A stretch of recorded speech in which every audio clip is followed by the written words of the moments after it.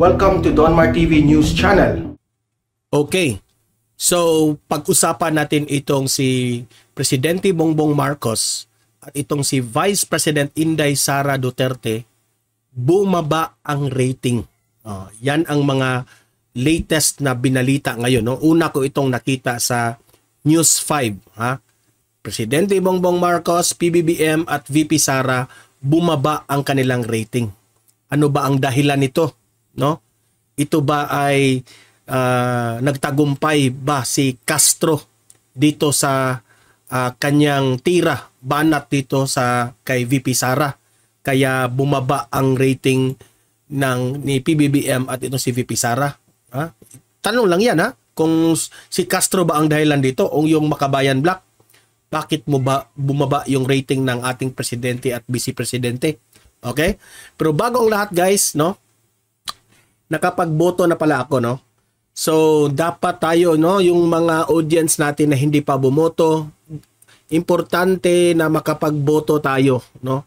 If you really love our country, if you really love the Philippines, dapat boboto na kayo. Ayan, no, si PBBM, yung picture niya, bumoto na siya.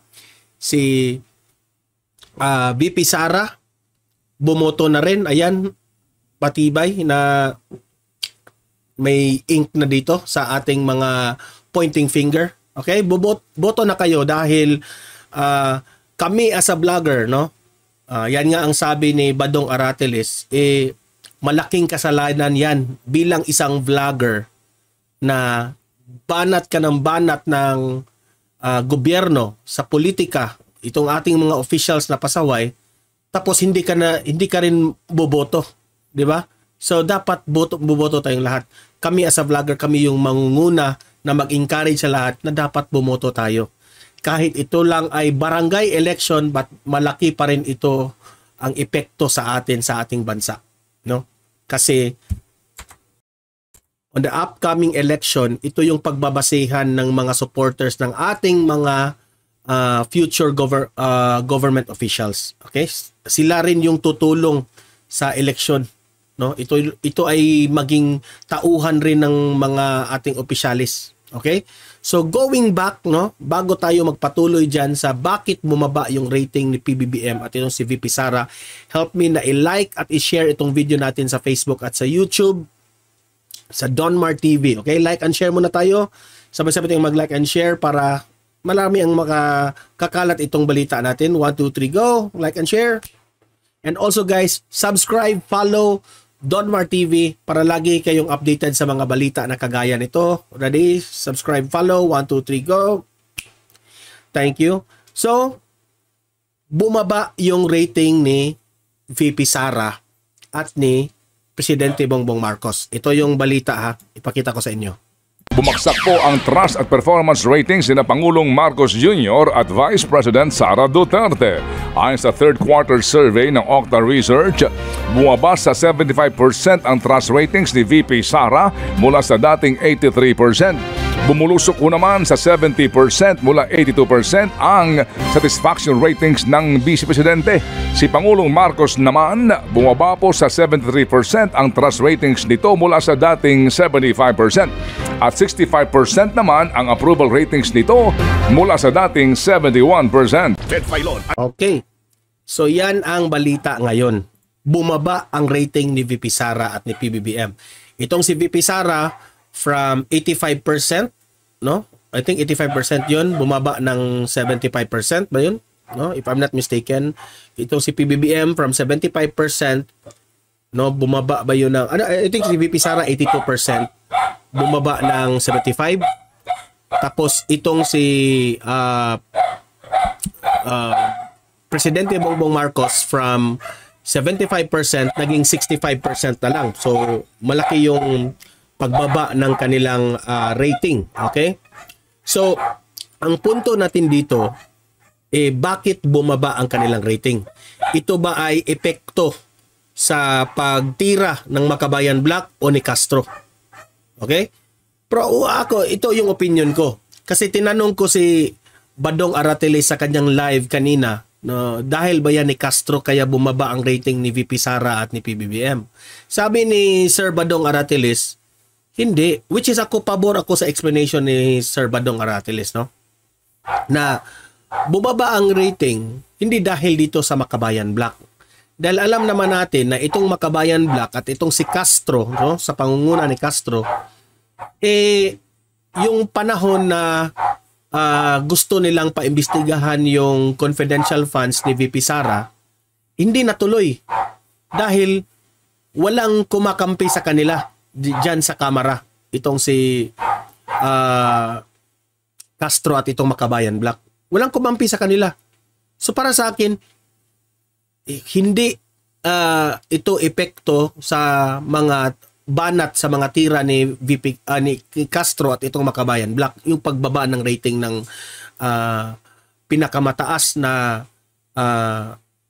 leader natin, itong dalawa, si VP Sara at si PBBM.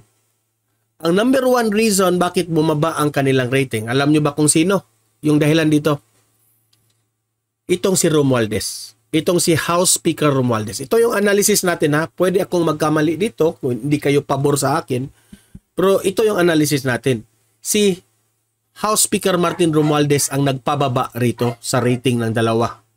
Alam nyo ba kung bakit? No? Unang-una, di ba kung ating matatandaan, itong si VP Sara, sinuportahan ito ng Kamara na hindi na i-investigate yung confidential funds. Wala ngang kumampi dyan sa Makabayan Black. Ngayon, yung bagong pautot ni House Speaker Martin Romualdez na pinagsamantalahan niya yung issue ng confidential funds na tuloy, inapprove niya, natanggalan ito ng confidential funds itong si VP Sara. Okay? So, tuloy, wala nang confidential funds si VP Sara sa upcoming years kasi tinanggalan nga niya. Diba? So, usap-usapan, kumakalat sa social media, kumakalat sa mainstream media, yung confidential funds ni VP Sara. No? So, syempre, meron tayong mga kababayan na agad-agad maniniwala. Meron tayong mga kababayan na sumuporta sa unit team na naging kontrabida itong si VP Sara sa kanila. Maraming mga vloggers yan, di ba? Na mga Marcos vloggers na sinisiraan nila si VP Sara. Okay? Sinisiraan nila si VP Sara. Mas kinakampihan pa nila itong si Martin Romualdez. No? Alam naman natin itong mga vloggers na ito ngayon, malaki ang factor nito na maraming nakasubaybay dito sa mga vloggers. Millions ang nakasubaybay. So malaking epekto ang mga paninira ng mga vloggers kay VP Sara. At hindi mo, bakit ba itong si PBBM rin ay bumaba rin ang rating? Dahil rin sa kanila. Kasi alam naman natin na marami ring supporters itong si VP Sara. So kung yung mga susuporta ni VP Sara, no? Madadamay itong si PBBM kasi nag-away-away na yung supporters ni PBBM at ni VP Sara. So kayong mga vloggers na pilit ninyong pinag-aaway itong si VP Sara at si Presidente Bongbong Marcos, kayo ang dahilan dito bakit bumaba ang kanilang rating. When in fact, itong si PBBM at itong si VP Sara, hindi naman ito sila nag-aaway. Sa tingin ko nga, no, sa analysis ko, itong si PBBM nga, ayaw niya yung mga galaw ni House Speaker Martin Romualdez. Sa analysis ko yan, ha? Ayaw niya yung mga galaw nitong si Martin Romualdez. Dahil si PBBM at itong si VP Sara, maganda pa rin ang ilang relasyon. No, sa pagkikita nila, makikita natin during the departure, going to yung meeting ni PBBM sa labas. Di ba? Present doon si VP Sara, present doon si Martin Romualdez. Maganda ang kanilang samahan doon. Nagngitian, hindi plastikan. Pero si Martin Romualdez, hindi pinansin ni parang hindi pinansin ni Presidente Bongbong Marcos. 'Di ba? So, hindi Makabayan Black at itong si Castro ang nagpababa sa rating. Hindi nagtanggupay, ha? tama si Badong Aratiles, hindi nagtagumpay ang Makabayan Black at si Castro sa kanilang sa pagbaba ng rating ni VP Sara at ni PBBM. Kasi dati pa itong Makabayan Black, dati pa itong si Castro, kontra na ito ng kontra sa gobyerno natin. Kahit sinong administrasyong nagdaan, kontra ito ng kontra ng administrasyon na wala namang epekto ang kanilang pagbanat sa gobyerno. Di ba? Kung ating i-analyze, doon na lang naging epekto itong si Martin Romualdez nang sumausaw dito sa issue ng confidential funds. Dito na bumaba ang rating ni PBBM at ni VP Sara. Now kayo, Mr. President, PBBM, Sir, kitang-kita nyo ang galaw ni House Speaker Martin Romualdez na pati ikaw, nadamay na. Ha? Nadamay na si Mr. President. Alam kong kakampi ka kay PBBM itong si House Speaker Martin Romualdez dahil pinsan kayo. 'Di ba? Alam ko ang tinitira ni House Speaker Martin Romualdez ay si VP Sara lang ang kanyang tinira. Pero you cannot help but madadamay si PBBM dyan. Dahil merong supporter si PBBM, meron rin supporter si VP Sara, nag-away-away na ngayon. So ito yung ma-advise ko sa inyo.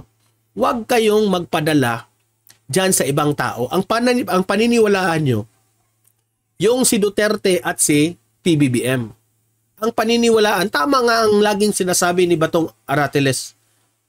Ang paniniwalaan nyo, ang mga salita ni Presidente Bongbong Marcos, ang mga salita ni Vice President Inday Sara Duterte, ang mga salita ni former President Duterte. Kasi itong si former President Duterte, hindi ka makakita sa kanya na binabanatan niya ang presidente natin.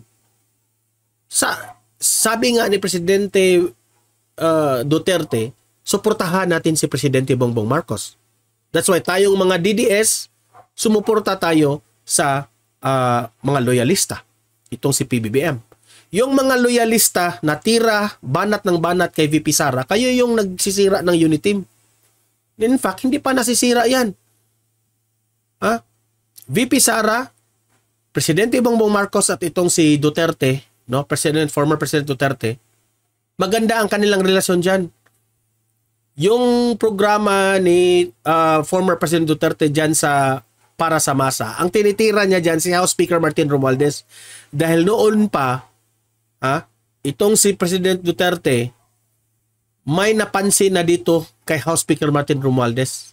Diba? Dati sabi ni House Speaker Martin Romualdez, ni Duterte, na yang si Romualdez na yan, may pangarap na maging presidente. Di ba? Ang gusto nang mangyari ng unit team, no? Dahil sa sobrang lakas nitong dalawang leader natin, si PBBM muna ang magiging presidente. Tapos, by the following year, no? Si VP Sara naman. Kasi si VP Sara nag-giveaway siya kay PBBM para maging presidente. Hindi niya kinalaban. Dahil kung kinalaban ni VP Sara itong si PBBM, posible pang manalo si Leni Robredo. So good move yan, nag-giveaway si VP Sara. Kaya, by the following election, mag-giveaway itong si PBBM. No? Ito yung analysis ko ha. Mag-giveaway siya na si VP Sara naman ang magiging presidente. Utang na loob yan ni PBBM sa kanya. Utang na loob yan na nag-giveaway siya. Hindi niya kinalaban. Pero itong si Martin Romualdez lang ang sumira sa plano ni PBBM. Hindi ko sinabing yan talaga ha, pero yan ang analysis ko. Inanalyze ko yan base sa kagalaw nilang ating politiko. PBBM has a lot of respect for VP Sara. Vice versa, VP Sara has a lot of respect to Presidente Bongbong Marcos. Ito lang talagang si House Speaker Martin Romualdez ang sumira sa plano nitong dalawa. That's my own opinion. Okay? So hindi si Castro at Makabayan Black ang nagpababa ng rating nitong dalawa. Kung hindi itong si Martin Romualdez. So kayong mga supporters ni Martin Matambaluslos Romualdez, na sumuporta rin kayo kay PBBM, you better think twice. Kasi yung sinuportahan niyo na House Speaker, mukhang buaya yan. Mas susuportahan niyo si VP Sara compared to Romualdez. Ano ba ang nagawa ni Romualdez sa kanyang bayan compare ni ano ba ang nagawa ni House Speaker Martin Romualdez sa kanyang lugar, no? Compared to VP Sara diyan sa Davao. Diba? Wala sa kalingkingan, no? At itong si VP Sara nananahimik siya dito na diyan si House Speaker Martin Romualdez namumulitika. Okay? So, kayong mga audience ko dito, libre kayong mag-comment, mag-react tungkol sa issue na ito. Babasahin natin ang inyong komento sa comment section. Okay? Pag-usapan natin yan sa comment section. Like, share this video para kakalat ito sa taong bayan. Subscribe, follow Don Mar TV para lagi kayong updated sa mga balita na kagaya nito. Bakit bumaba ang rating ni Presidente Bongbong Marcos at ni Vice President Inday Sara Duterte? See you in my next video. Have a great day. God bless inyong lahat.